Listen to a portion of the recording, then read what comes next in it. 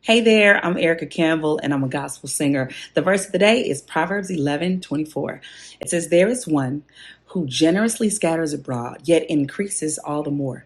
And there is one who withholds what is justly due, but it results only in want and poverty." Give freely and become more wealthy. Be stingy and lose everything, according to one version. There's so much wisdom and truth in this verse. And this message is echoed in scripture many times, this subject of generosity. Generosity says a lot about you.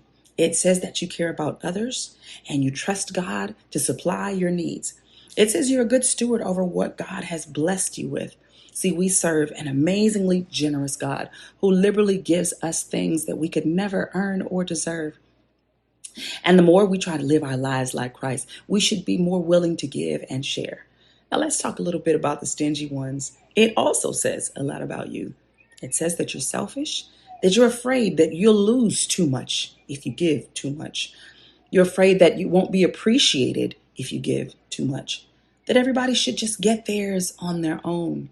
See, stingy folks are pretty heavy on self preservation. And according to this scripture, it's not really going to work out the way you think it will. The scripture says you'll end up in want and poverty.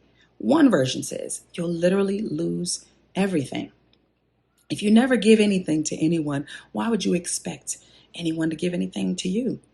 And here's the thing, it doesn't really matter why you're stingy.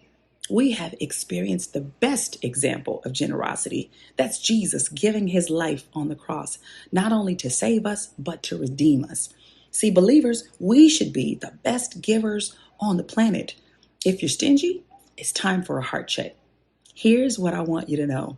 Nothing that you do, nothing that I do will ever be as generous as God our Father. And it tells us that we increase in wealth and generosity as we give to others. Isn't that awesome?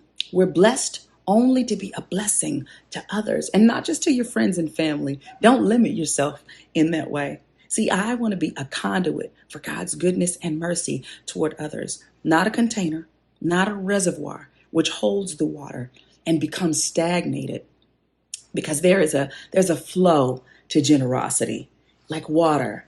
As you pour out, God will pour back into you. As you give, you receive. And those blessings come in so many ways that are far beyond financial blessings. I pray that the spirit of generosity falls on you heavy, and watch God do amazing things. As you generously bless others, he will generously bless you.